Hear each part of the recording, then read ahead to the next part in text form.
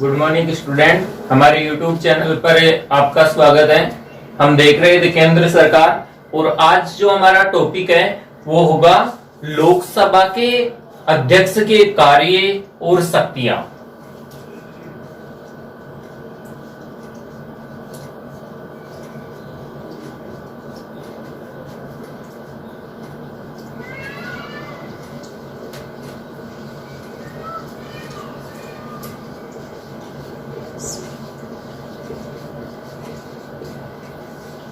यानी लोकसभा के अध्यक्ष के क्या क्या कार्य हैं और क्या क्या शक्तियां हैं। यानी हमारे जो लोकसभा अध्यक्ष हैं उसके लोकसभा में क्या क्या काम है, वो क्या कार्य करता है, उसके पास क्या क्या शक्तियां हैं। तो सबसे पहले देखेंगे हम कि लोकसभा अध्यक्ष को वे सारी शक्तियां प्राप्त हैं जो ब्रिटिश संसद का जो प्रथम सदन है उसे कहते हैं हम आम सदन। वो आम सदन के अध्यक्ष को जो सारी शक्तियां प्राप्त हैं वही सारी शक्तियां किसको प्राप्त हैं? लोकसभा अध्यक्ष को। यानी जो ब्रिटिश हमारे लोकसभा अध्यक्ष हैं उसको वो सारे अधिकार प्राप्त हैं जो ब्रिटिश लोक सदन को प्राप्त हैं।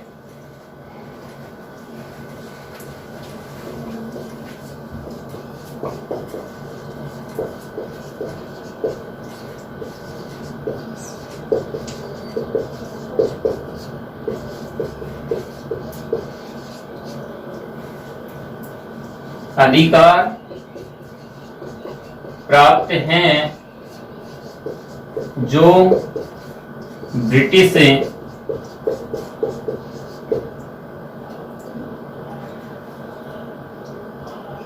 यानी संसद या पार्लियामेंट, यानी ब्रिटिश संसद या पार्लियामेंट या इसे कह सकते हैं हम लोक सदन, हिंदी में लोक सदन या आम सदन।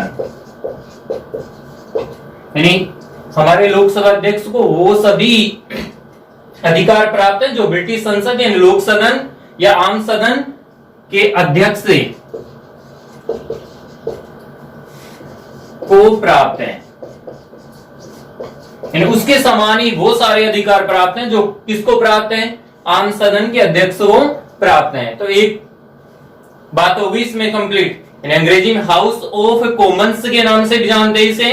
तो और दूसरा जो कार्य है इसका, पहला जो कार्य है अध्यक्ष द्वारा लोकसभा की सभी बैठकों की अध्यक्षता की जाती है। अध्यक्ष द्वारा लोकसभा की सभी बैठकों की यानी जितनी भी बैठक होती है उनकी अध्यक्षता करता है, अध्यक्षता करता है। ठीक है। इसके बाद में यानी लोकसभा अध्यक्ष हमारे लोकसभा में जितनी भी बैठक होंगी उन सबकी अध्यक्षता करता है। दूसरी, सदन में शांति व्यवस्थाएं बनाए रखना, अनुशासन बनाए रखना। सदन में शांति व्यवस्था एवं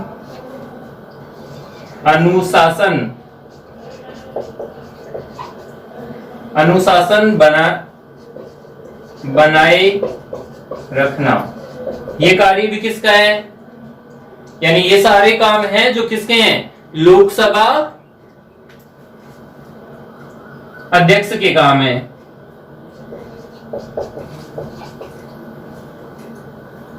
लोकसभा ये कार्य करता है कि भारत में जो लोकसभा प्रथम सदन है उसमें अनुशासन और शांति व्यवस्था बनाए रखना। फिर है लोकसभा का समस्त कार्यक्रम और कार्यवाही अध्यक्ष द्वारा निश्चित की जाती है। लोकसभा के सभी कार्यक्रम तय करना, यानी जितने भी कार्यक्रम होंगे लोकसभा के वो सभी कार्यक्रम कौन तय करता है? लोकसभा अध्यक्ष करता है। फिर है वाद विवाद के लिए समय तय करना।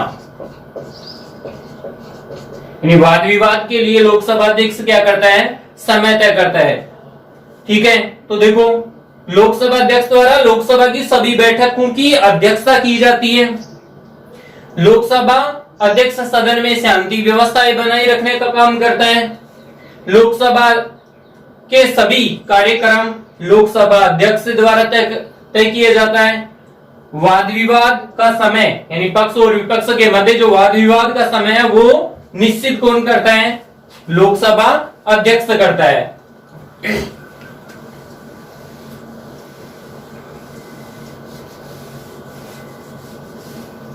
इसके बाद में है सदन में यानी लोकसभा अध्यक्ष कुछ समितियों का पदेन सभापति होता है।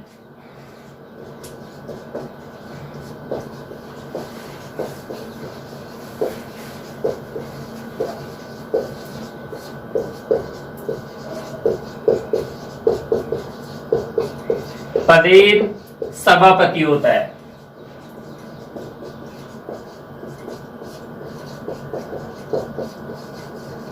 यानी लोकसभा अध्यक्ष से कुछ समितियां होती हैं, उनका पदेन सभापति होता है।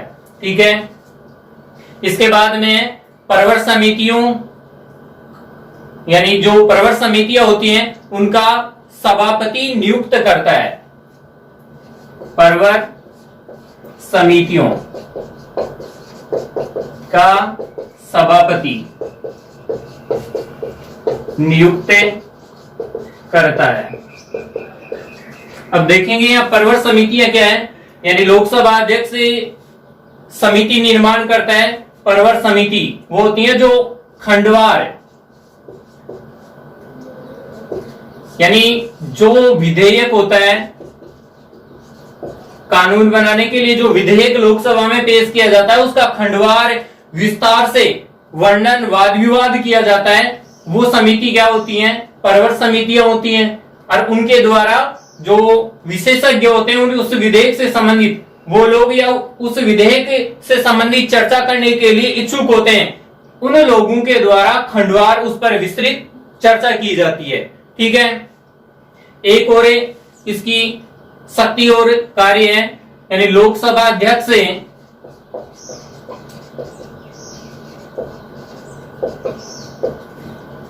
तय करता है कि कोई विधेयक धन विधेयक है या नहीं। ठीक है, यानी लोकसभा अध्यक्ष ये तय करता है कि कोई विधेयक धन विधेयक है या नहीं। तो एक बार दोबारा से इसको मैं बता रहा हूं कि अध्यक्ष द्वारा लोकसभा की सभी बैठकों की अध्यक्षता की जाती है। सदन में शांति व्यवस्था अनुशासन बनाने का काम करता है कौन? लोकसभा अध्यक्ष। लोकसभा के सभी कार्यक्रम तय करना किसका कार्य है? लोकसभा अध्यक्ष का। वाद विवाद के लिए जो समय तय करना है वो कार्य कौन करता है? लोकसभा अध्यक्ष। कुछ समितियां होती हैं जैसे प्राक्कलन समितियां, उनका सभापति कौन होता है? लोकसभा अध्यक्ष होता है। प्रवर समितियों का सभापति नियुक्त करता है कौन? लोकसभा अध्यक्ष करता है। प्रवर समिति मैंने आपको बता दी, यानी ऐसी समितियां होती हैं जो किसी विधेयक पर खंडवार विस्तृत चर्चा लोकसभा में की जाती है। कोई भी कानून बनाने से पूर्व तो वो प्रवर समितियां होती हैं, और कोई विधेयक धन विधेयक है या नहीं इसके बारे में कौन निर्णय लेता है? लोकसभा अध्यक्ष। तो इस प्रकार से ये लोकसभा के अध्यक्ष की शक्ति और कार्य हैं। तो पहला इसमें लिखेंगे आप, पहला कार्य और शक्तियां। लोकसभा अध्यक्ष द्वारा लोकसभा की सभी बैठकों की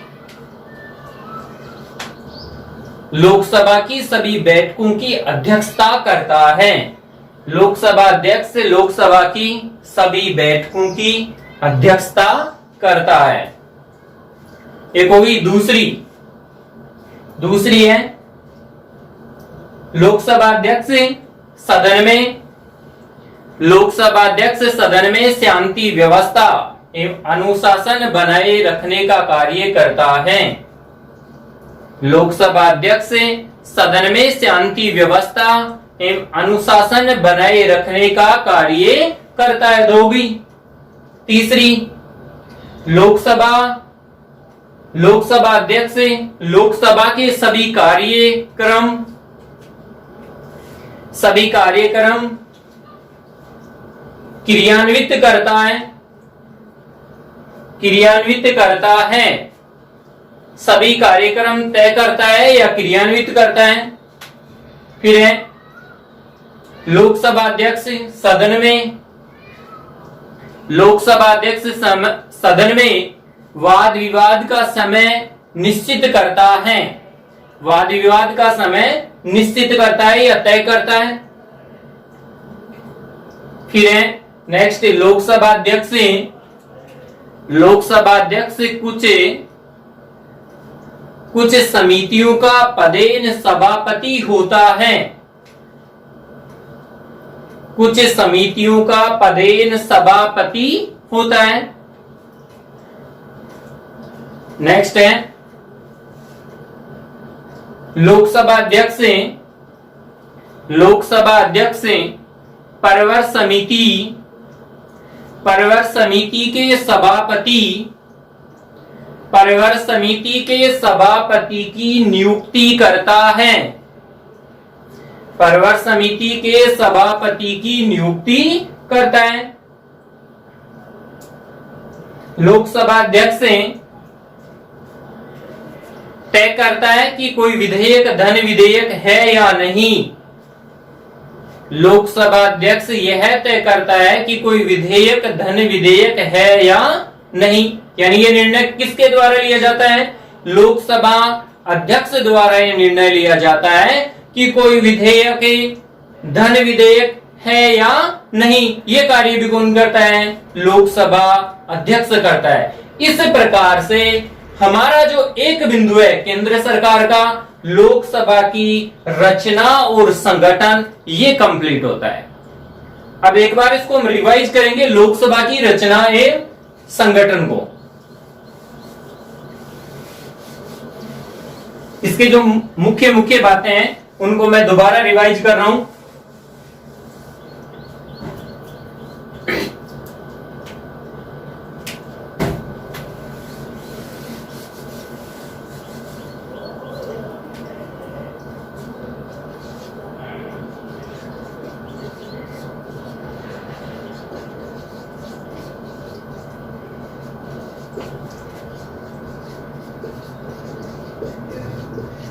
यानी ये पॉइंट हमारा कंप्लीट हो चुका है। इसमें हमने जो पहला पॉइंट या बिंदु पढ़ा था वो था सदस्य संख्या, यानी लोकसभा में सदस्य संख्या।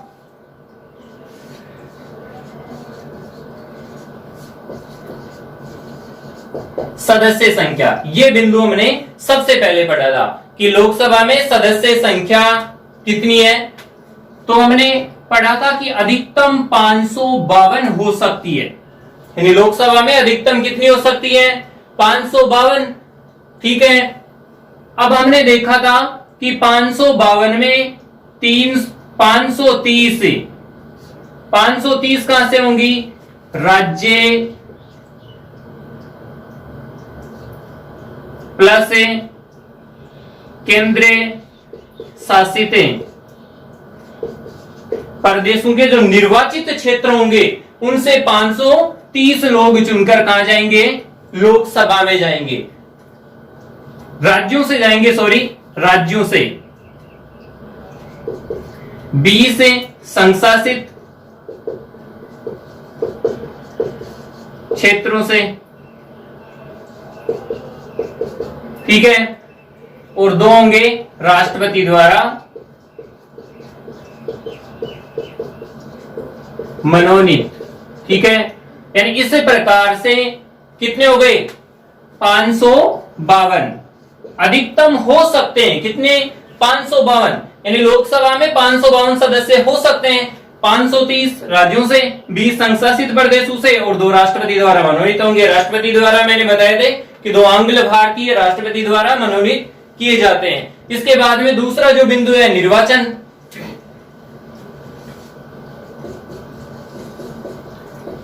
निर्वाचन की लोकसभा सदस्यों का 5 वर्ष के लिए सीधे जनता द्वारा प्रत्यक्ष रूप से निर्वाचित किए जाते हैं, यानी सीधे जनता द्वारा वोट डाले जाते हैं और 5 वर्ष के लिए इनका निर्वाचन होता है। तो 5 वर्ष के लिए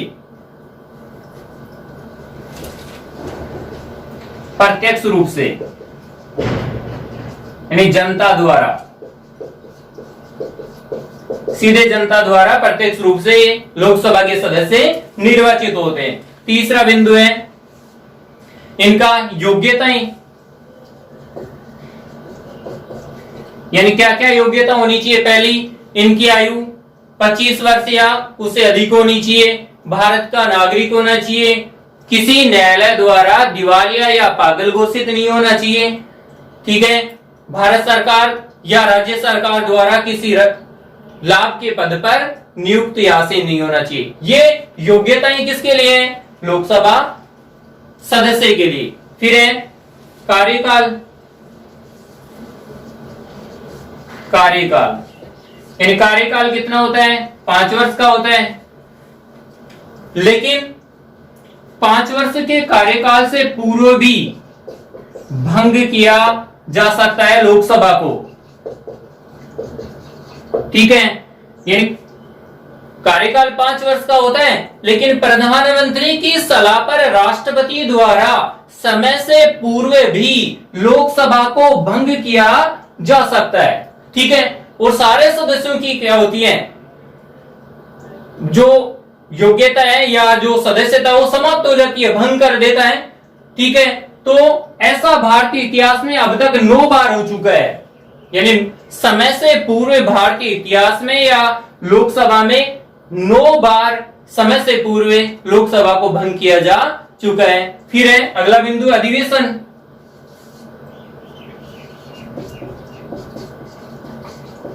अधिवेशन, अधिवेशन का अर्थ होता है बैठक।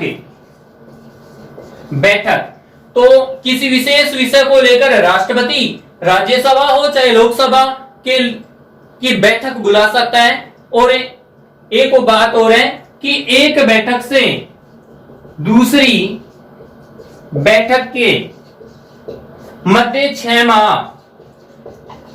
से अधिक अंतराल नहीं होना चाहिए, ठीक है। यानी 6 माह से अधिक का अंतराल नहीं होना चाहिए, ठीक है। फिर इसका 6वां बिंदु है यानी पदाधिकारी। लोकसभा के पदाधिकारी, तो इसमें 2 पदाधिकारी होते हैं, एक अध्यक्ष और दूसरा उपाध्यक्ष। अब देखेंगे इनमें अध्यक्ष का चुनाव किस प्रकार से होता है, उपाध्यक्ष का चुनाव किस प्रकार होता है। तो लोकसभा के जो सदस्य होते हैं वो अपने में से किसी एक व्यक्ति को अध्यक्ष नियुक्त करते हैं, एक व्यक्ति को उपाध्यक्ष अपने सदस्यों में से ही, जो लोकसभा के सदस्य होंगे वो अपने सदस्यों में से किसी एक व्यक्ति को बहुमत के आधार पर अध्यक्ष निर्वाचित करेंगे।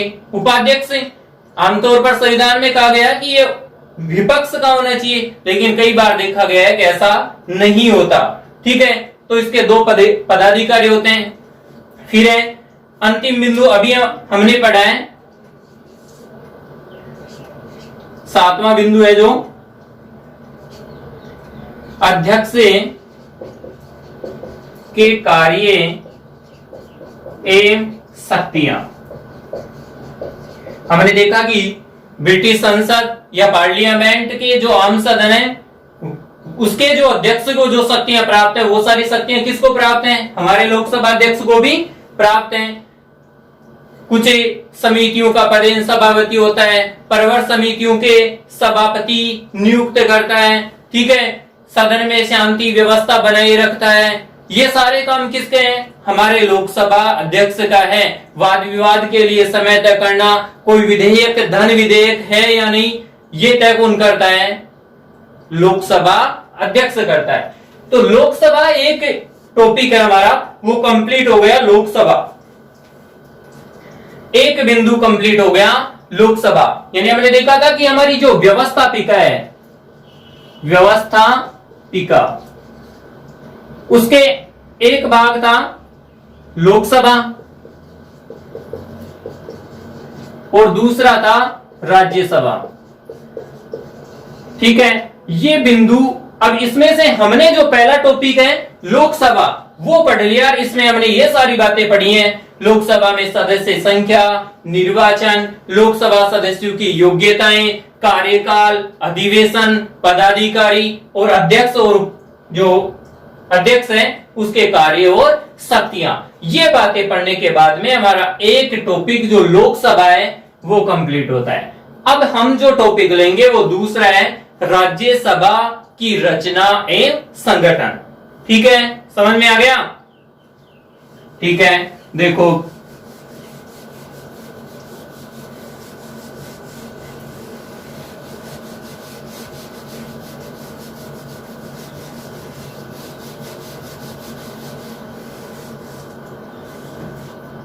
अपना जो अब दूसरा जो बिंदु है वो है राज्यसभा की रचना एवं संगठन।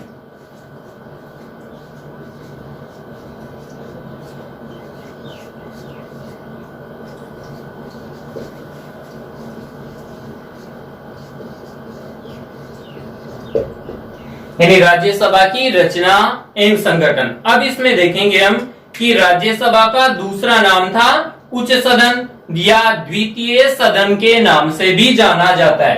यानी इसको उच्च सदन या द्वितीय सदन भी कहते हैं, या हम इसके नाम से भी हम अर्थ निकालते हैं। राज्यसभा यानी राज्यों की सभा। हम देखें, यानी नाम ही क्या है? राज्य, तो राज्यों की सभा। मतलब क्या हुआ कि इसके जो सदस्य होंगे वो किससे संबंधित है? इनका राज्यों से। यानी कहां से चुनकर जाते हैं? राज्यों से जाते हैं। राज्यों की विधान सभाओं द्वारा इनके सदस्य चुनकर संसद के दूसरे सदन राज्यसभा में बैठते हैं। तो नाम से ही पता चल रहा है, राज्यसभा, उच्च सदन, द्वितीय सदन। अब दोनों में अंतर क्या है? राज्यसभा और लोकसभा में तो एक मुख्य जो अंतर है कि राज्यसभा लोकसभा की तुलना में राज्यसभा को कम शक्तियां प्राप्त हैं। ठीक है, यानी लोकसभा की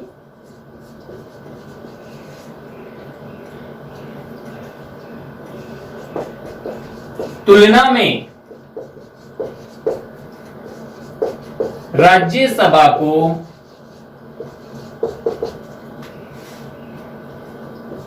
कम शक्तियां प्राप्त हैं।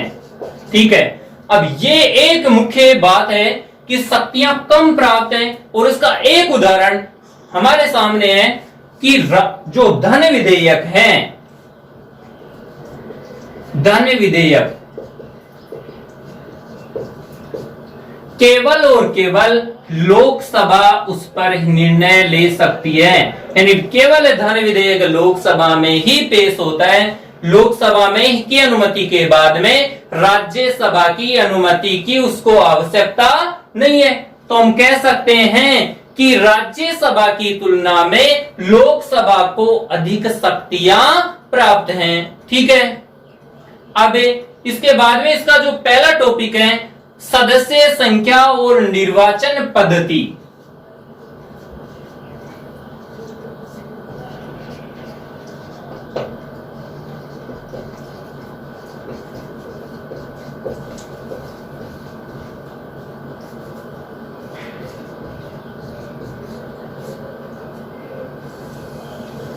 देखो, यानी राज्यसभा में जो सदस्य संख्या है वो कितनी होती है, और निर्वाचन यानी राज्यसभा के सदस्य बनने के लिए जो चुनाव प्रक्रिया है, निर्वाचित होने की पद्धति है, वो क्या है, इस बिंदु में हम पढ़ेंगे।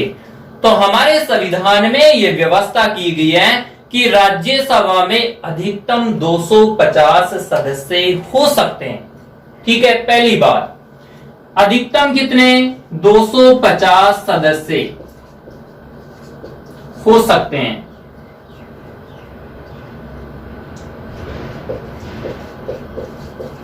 अधिकतम हो सकते हैं, ठीक है, लेकिन वर्तमान में कितने हैं, 245 वर्तमान में।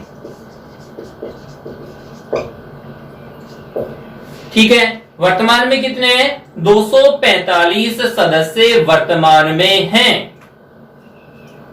अब देखो इनका डिवाइडेशन कैसा है, किस प्रकार से होंगे, इनमें से 233 सदस्य राज्य विधान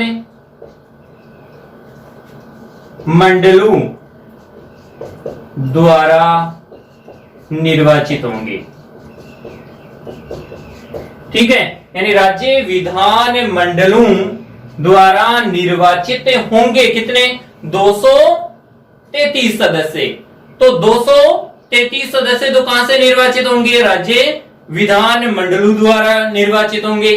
और ये किस पद्धति से, आनुपातिक प्रतिनिधित्व, यानी आनुपातिक प्रतिनिधित्व एकल संक्रमणीय पद्धति द्वारा, आनुपातिक प्रतिनिधित्व एकल संक्रमणीय, यानी एकल संक्रमणीय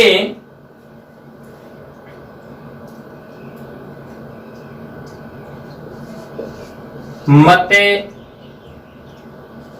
प्रणाली।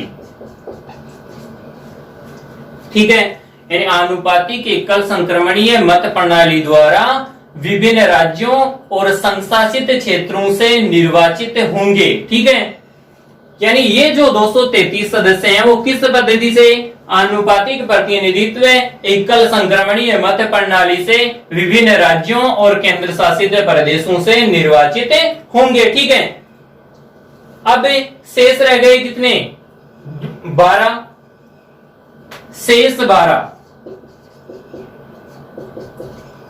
इनके बारे में देखेंगे कि ये शेष 12 हैं जो राष्ट्रपति द्वारा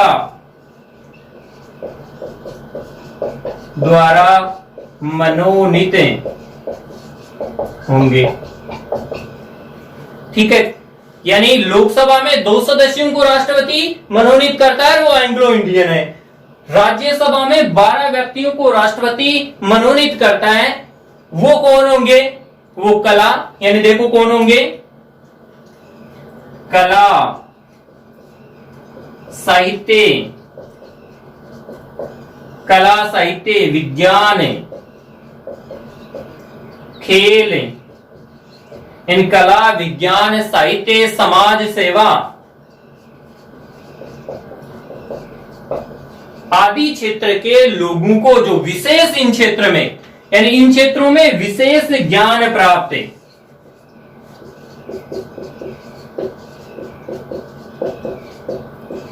प्राप्त लोगों को राष्ट्रपति राज्यसभा में मनोनीत करेगा। ठीक है, तो इस प्रकार से 12 व्यक्ति राज्यसभा में राष्ट्रपति मनोनीत करेगा, कला के क्षेत्र में, साहित्य के क्षेत्र में, विज्ञान के क्षेत्र में, खेल के क्षेत्र में, समाज सेवा आदि से जुड़े हुए हो या इन क्षेत्रों में विशेष ज्ञान प्राप्त लोगों को मनोनीत करेगा। उदाहरण, भारत के क्रिकेटर सचिन तेंदुलकर को खेल के मैदान से तो राज्यसभा का सदस्य उसे निर्वाचित किया गया।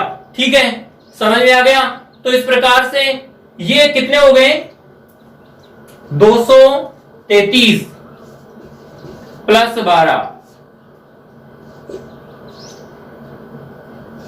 245 वर्तमान में जो प्रक्रिया है वो है 245 सदस्यों की इस प्रकार से निर्वाचित होते हैं भारत में।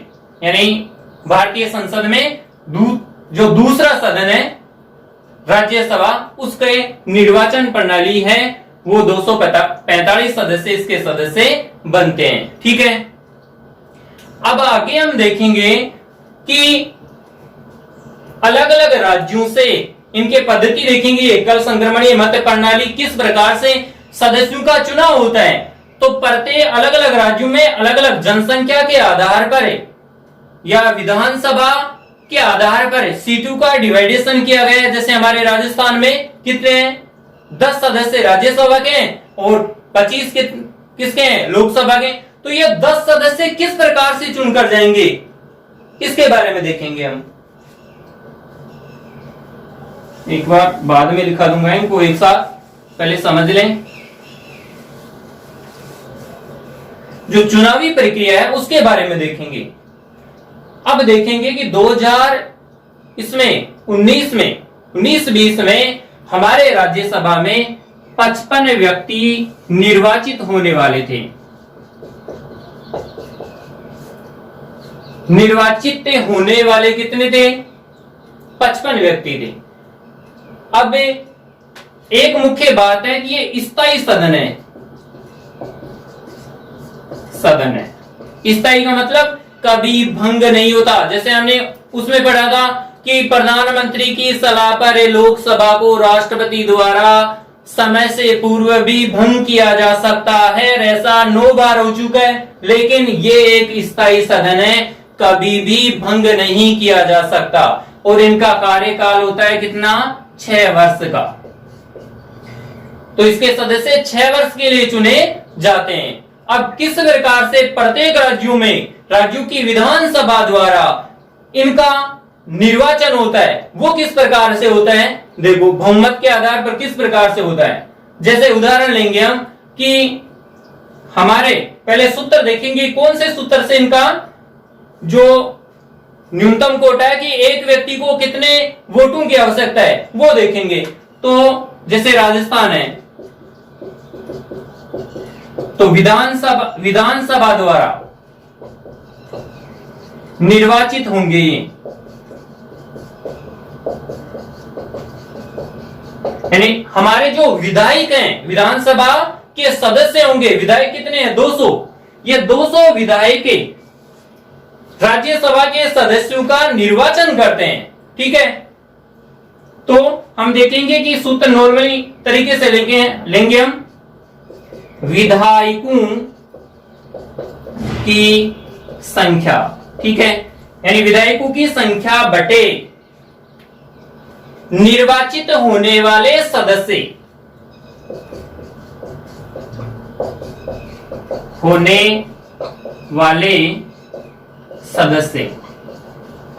कितने सदस्य निर्वाचित होंगे उनकी संख्या, इसमें +1 और फिर सभी में +1। ये फॉर्मूला है जो इनके निर्वाचन प्रक्रिया में काम करता है। एक बात, इससे पहले में एक बात देखेंगे कि राज्यसभा हमने पढ़ा कि स्थायी सदन है, 6 वर्ष के लिए। इसका प्रत्येक 2 वर्ष बाद में इसका 1/3 भाग सेवानिवृत्त हो जाता है, यानी सदस्यता क्या हो जाती है, समाप्त हो जाती है। 2 वर्ष बाद में 33% सीटें खाली हो जाती है, उनका कार्यकाल पूरा हो जाता है और फिर नए 33% लोग नए राज्यसभा में निर्वाचित होकर आएंगे। वो विभिन्न राज्यों और संघ शासित क्षेत्रों से आएंगे और राज्य की विधानसभा इस फॉर्मूले के आधार पर अपने सदस्यों को निर्वाचित करेगी। ठीक है, तो हमारे अभी इन 55 में से राजस्थान में 3 सदस्य चुनने हैं, 3 सदस्यों को निर्वाचित करना है। वो किस प्रकार से हुआ, अब हमने देखा कि हमारे विधायकों की संख्या कितनी, 200। यहां देखेंगे, इसको साफ कर देता हूं मैं एक बार।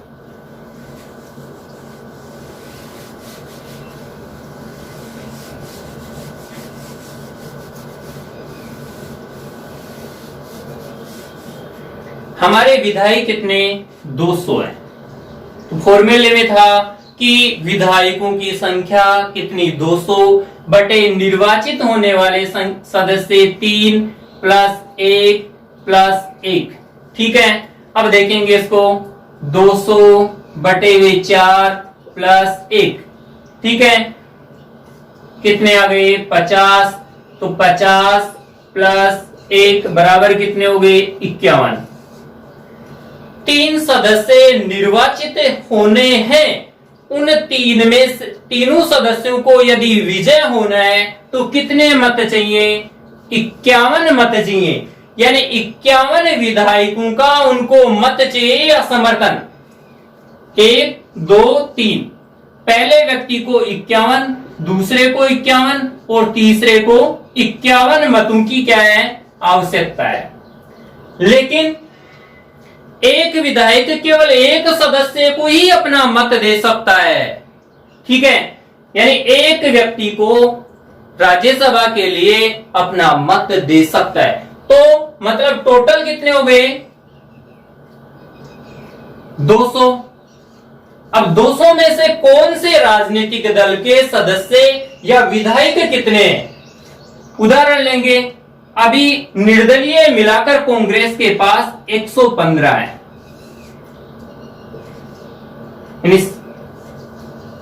कांग्रेस के पास हैं।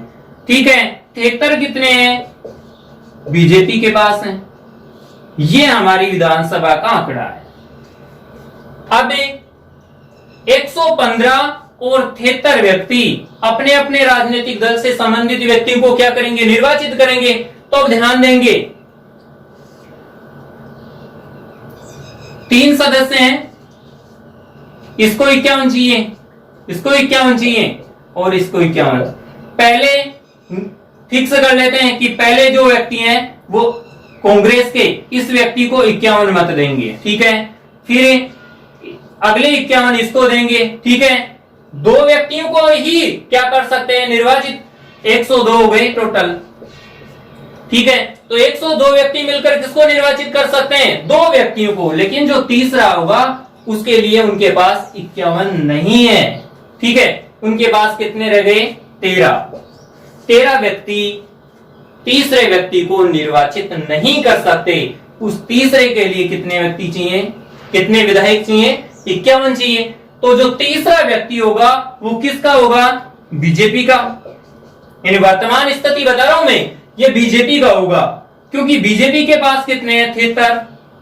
तो अपने 51 व्यक्ति इसको क्या कर देंगे समर्थन करके एक व्यक्ति को कहां भेज देंगे राज्यसभा में। तो ये फॉर्मूला, ये तरीका हमारे राज्यसभा में निर्वाचन या निर्वाचित होने का तरीका है। इस प्रकार से राज्यसभा के सदस्यों का निर्वाचन होता है। समझ में आ गया?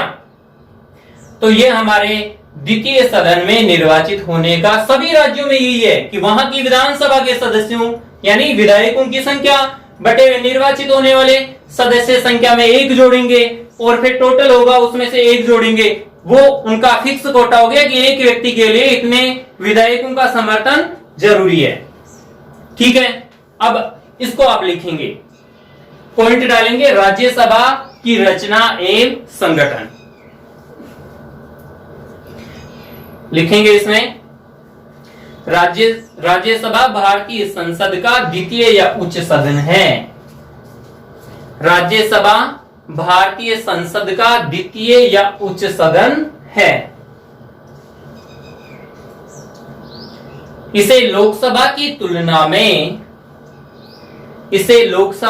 तुलना में कम शक्तियां प्राप्त हैं।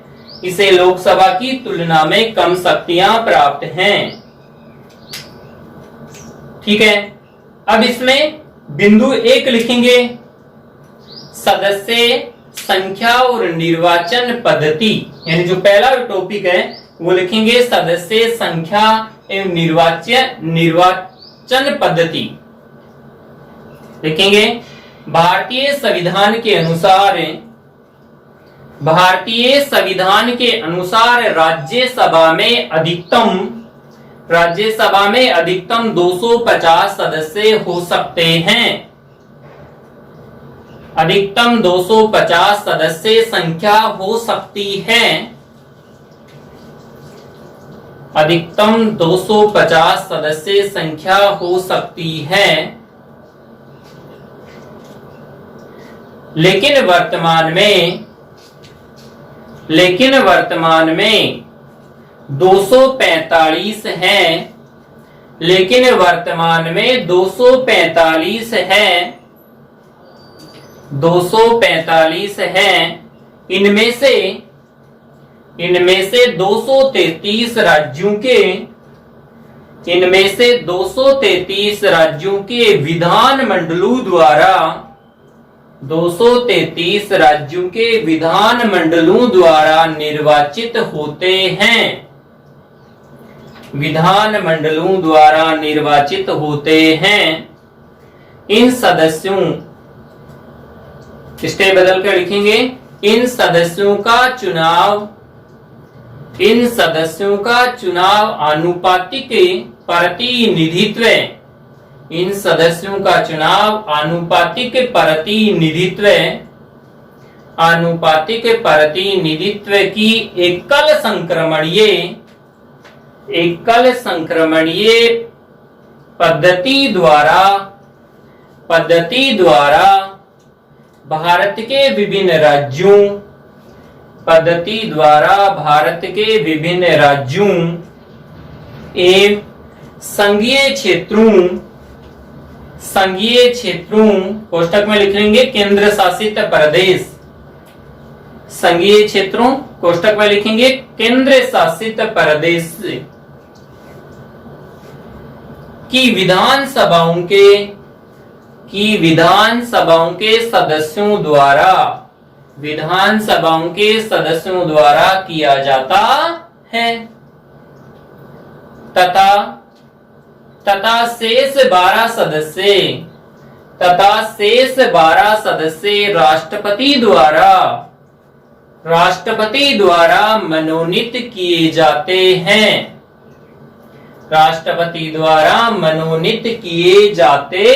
हैं, जो कला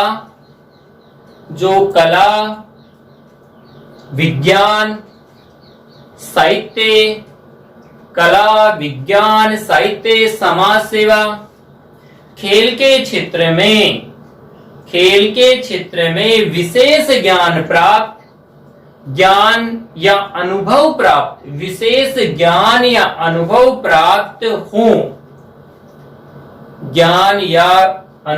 प्राप्त हो उन लोगों को राष्ट्रपति राज्यसभा के लिए मनोनीत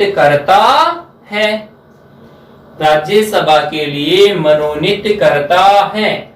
इस प्रकार से हमारा जो टॉपिक है राज्यसभा की रचना एवं संगठन का, उसका जो पहला बिंदु है सदस्य और निर्वाचन पद्धति, ये कंप्लीट हो गया। किस प्रकार से राज्यसभा के सदस्यों का निर्वाचन होता है। और अगला हमारा टॉपिक है वो डालेंगे सदस्यों की योग्यताएं, जो हम अगले पार्ट में यानी पार्ट नंबर 4 में लेंगे। ठीक है, थैंक यू।